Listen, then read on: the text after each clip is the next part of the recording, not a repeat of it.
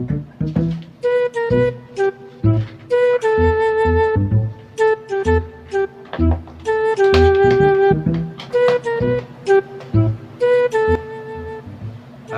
up mga ka-timing?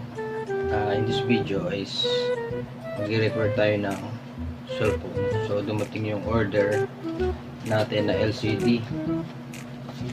So ayan.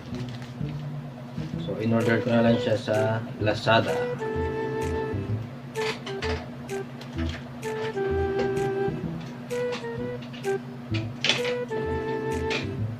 By the way, ang gagawin pala natin muna ay yung Samsung.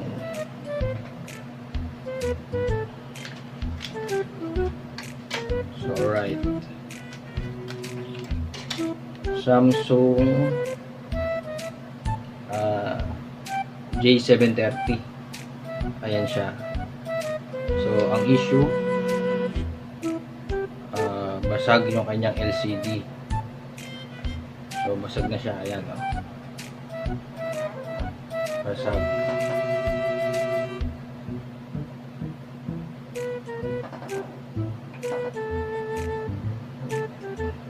Lobat na rin pala to. So umpisahan na natin. Ang bidyong ito ay naglalahad ng mga impormasyon, mga kaalaman sa pagkukumpuni ng iba't ibang mga bagay katulad ng cellphone, TV, DVD at iba pang electronic devices. Kasama na rin ang pagkukumpuni ng mga motorsiklo, engine overhaul, tune-up, change oil, and electrical problems. Kung bago ka pa lang sa aking channel ay inaanyayahan ko po kayong i-click ang subscribe button at ang bell icon para maging updated ka sa mga susunod na uploads natin. Nag-upload ako ng isa o higit pang videos kada linggo. Maraming salamat po. Alright, first ay una natin gawin, unbox muna natin yung in-order natin, no? Ayan po siya.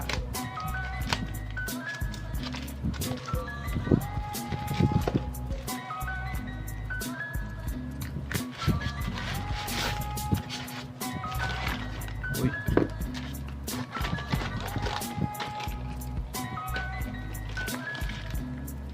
Wala na. So may kasama na rin siyang pandikit, no? At may free tools pa. Alright. Sabi muna natin.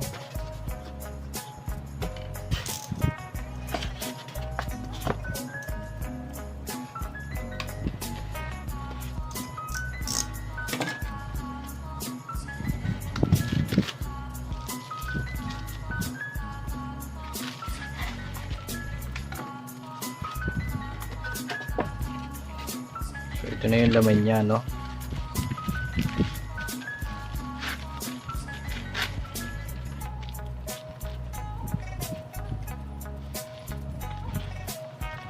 May free na rin siyang tempered glass. Alright, legit na legit yung store na yun. May libre siyang tempered glass, oh. Okay. Tignan muna natin.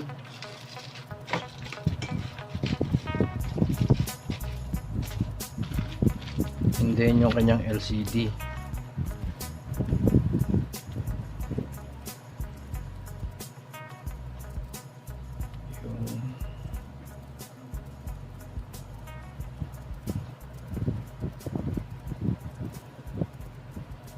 Legit siya, oh.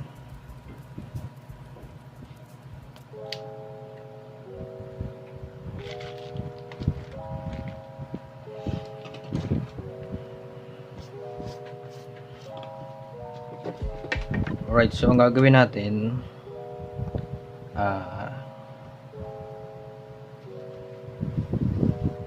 iinitan muna natin siya, no? Gamit yung hot air, 8 degrees Celsius. Alright.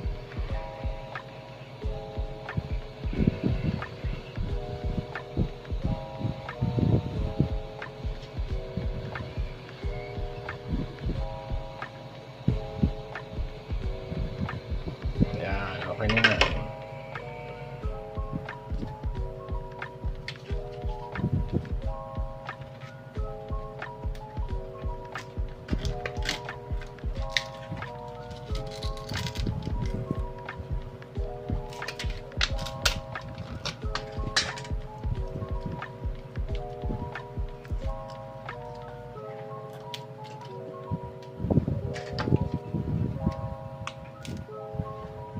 ito ang kanyang LCD.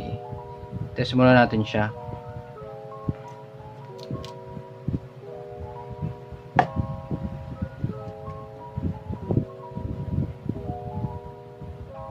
And then charge natin, no?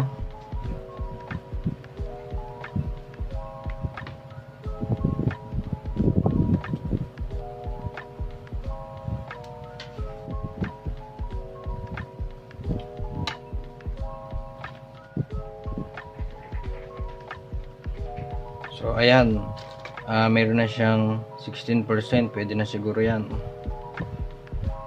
So test na natin, no? So sa pag-test nito, wag nyo ho siyang ipa-power on nang nakasaksak to, no? Paano masabi? Kasi para makaiwas tayo sa mga short circuit, no? Kasi once na nakasaksak pa yan tapos nag-power on tayo, biglang papasok kasi dyan yung kuryente. So yun ang kailangan nating iwasan, no? Kapag tayo gumagamit ng phone, naka-charge siya tapos pinower on natin. So yun yung iwasan natin, no? Kasi minsan may mga cases kasi na nagba-blackout na yung phone once na naka-charge siya, tapos sinabay natin ng power on. Kasi tumatakbo dyan yung system. So sobrang bilis, maaring masira yung ating mga IC, no? So para sa safety natin, o para sa safety ng cellphone natin, yun yung ating kailangang iwasan, no? Alright, so check natin. Power on.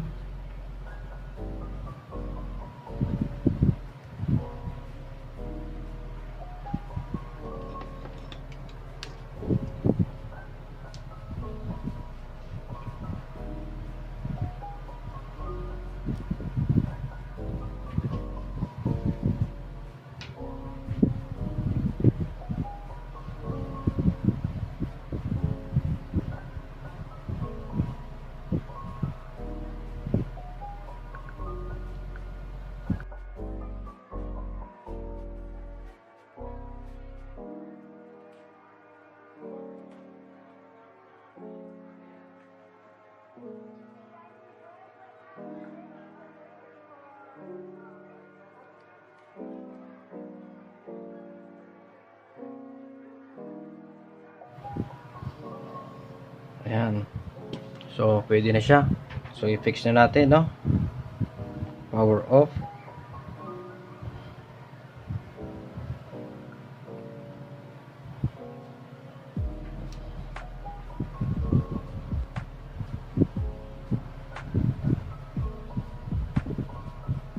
Ayan, na power off na natin.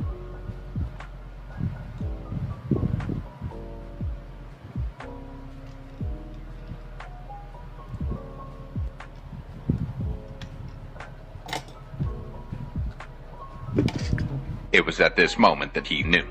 He fucked up. What the fuck?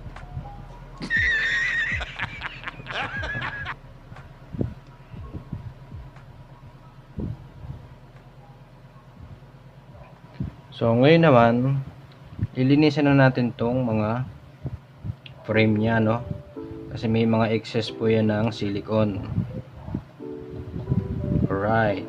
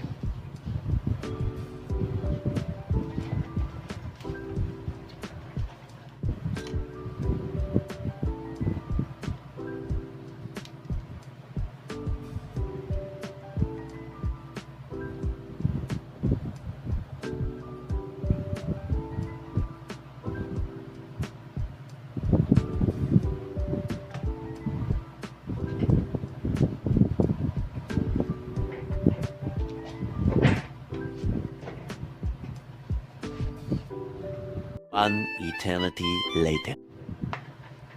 Alright, so pwede na siguro to. Ilang percent na siya? 44%. Tanggalin na natin.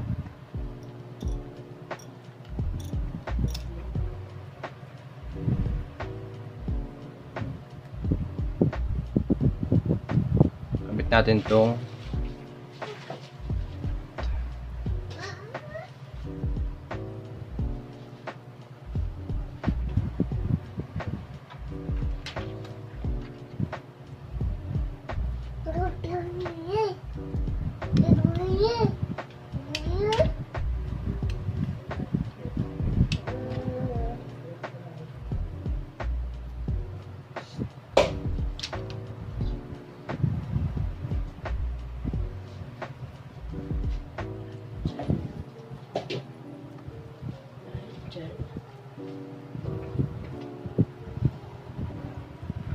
Alright, so tapos na.